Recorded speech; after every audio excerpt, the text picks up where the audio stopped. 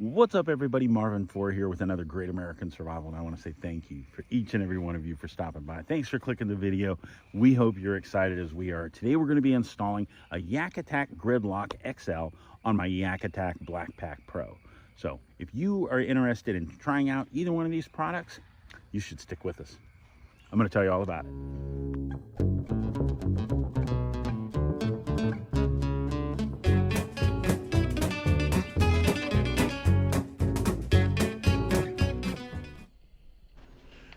This video is intended for all ages. All right, so as you see, this is my Yakattack Blackpak Pro. This is the 13x16 edition. And as you see, you can see I had these other, I don't know, they're just rails. I had them on here and they worked great for the while. But what I'm doing is today I'm installing a Gridlock XL 12-inch from Yakattack. The one negative I had about this was no gear tracks were applicable. None of them just fit up. So I had to punch some holes in mine. But that was it. But other than that, I love this crate. This crate is awesome. So what I did, and actually I didn't drill holes in my crate. I drilled holes in my gear track.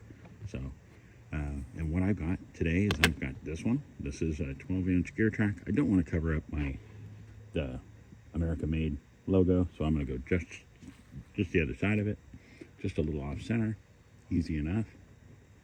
I will advise, if you're going to do this, start it with the screwdriver and then run it in, but don't over tighten it. So if you have a screwdriver and you got an electric drill like this, back that clutch off as far as you can so you don't over tighten those screws when they get it down in there. That's a big deal. You don't want it to rip the plastic out.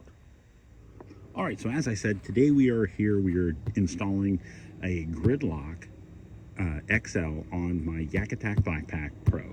Now, when I first got this, the one thing I didn't like about it was the fact that no one made a gear track that mounted easily, like just with the existing holes, because it has a ton of holes drilled in it, but none of them worked. And that was a big disappointment for me.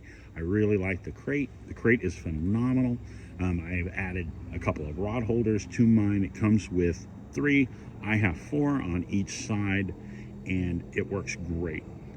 My goal in installing this Gridlock is the Gridlock will allow me to run my visibility flagpole, and I also want to be able to run the Yakattack Panfish Pro camera boom, just to get some different angles for those on the water shots. And I wanted one that was just a little different. I have mine. If you've never seen the one I did where I made my homemade one out of a painter's pole, that one works really, really well. And I still use that one a lot because it's super, super long and it gives you a really high shot, which is really, really cool, or at least it is for me. So when you buy one, is you get this is what you're going to get. You're going to get a Gridlock. This is the 12-inch edition.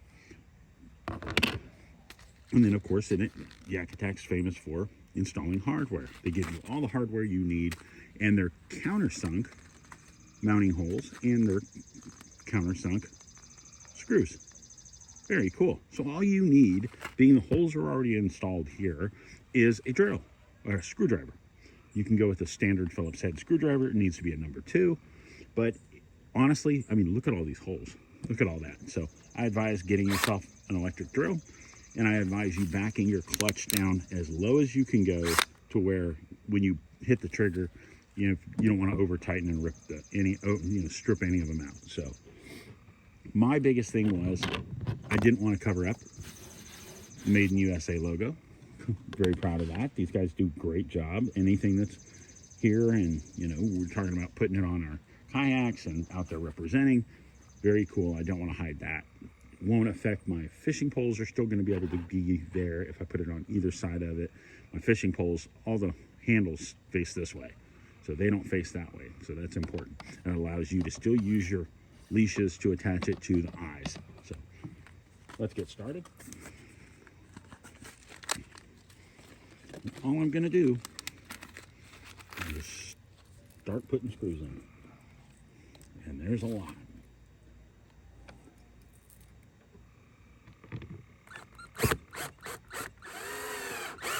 I want to do is start them. I want to make sure they're all in before I even tighten any of them down. And then I'm just going to go around and snug them down. See how that was? Didn't even get too far. We're going to go up. We're going to move it up to about a 5. I wasn't sure how much it was going to take, but I didn't want to mess this up. This is something, this isn't a cheap crate, so I don't want to screw it up. Go to each end, start a screw.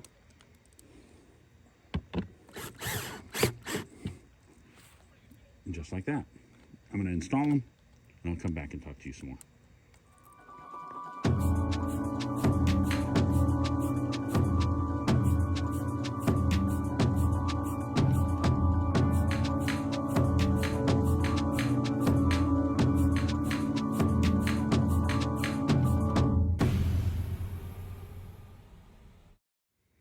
And then I'm just going to come back and I'm going to snug these down just till I feel that resistance. Nothing more. You don't need to over tighten this.